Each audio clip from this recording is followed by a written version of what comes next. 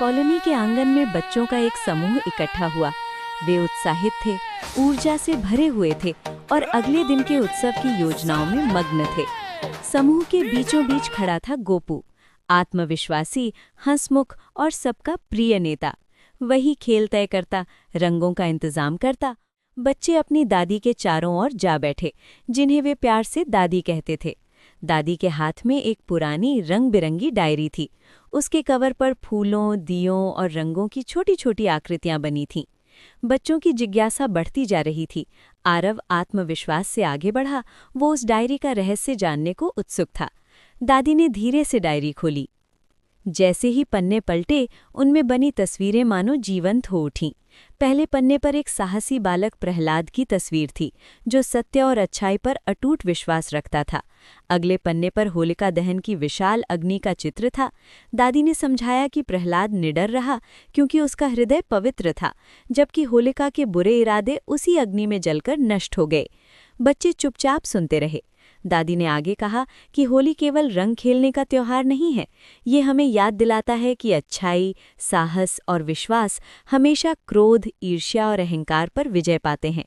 होलिका दहन हमें अपनी बुरी आदतों को जलाकर बेहतर इंसान बनने की प्रेरणा देता है। गोपू गहराई से सोचने लगा। समूह का नेता होने के नाते उसे वे पल याद आए जब उसने कुछ बच्चों को खेल में शामिल नहीं होने दिया था, या हमेशा अपने करीबी दोस्तों को ही पहले चुना था। उसे समझ आया कि नेता होना आदेश देने का नाम नहीं है, बल्कि दयालु, निष्पक्ष और अपनी गलती स्वीकार करने का साहस रखने का नाम है। दादी ने डायरी का एक और पन्ना पलटा। इस बार पूरा पन्ना चमकीले रंगों से भरा था। उन्होंने समझाया कि होली के हर रंग का एक अर्थ होता है।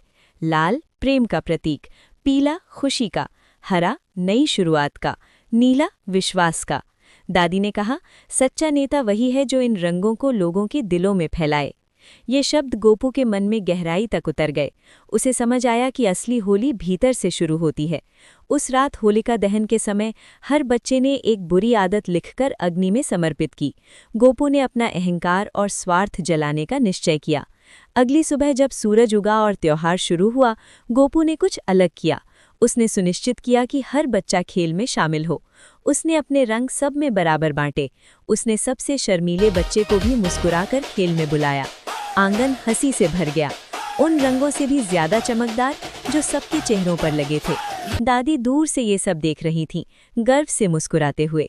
उनकी डायरी ने केवल अतीत की कहानी नहीं सुनाई थी, बल्कि वर्तमान के लिए एक नई सुंदर कहानी रच दी थी। उस होली बच्चों ने सीखा कि सबसे सुंदर रंग वे नहीं होते जो चेहरे पर लगते हैं, बल्कि वे होते हैं जो दिलों में बसते हैं। और गोपू ने जाना कि सबसे महान नेता वही होते हैं जो जहाँ भी जाएं वहाँ दया, साहस और खुशियाँ फैलाते हैं। होली वो पर्व है जहाँ अच्छाई की जीत होती है, दिल और उजले हो जाते हैं और हर बच्चा प्रेम का नेता बन सकता है।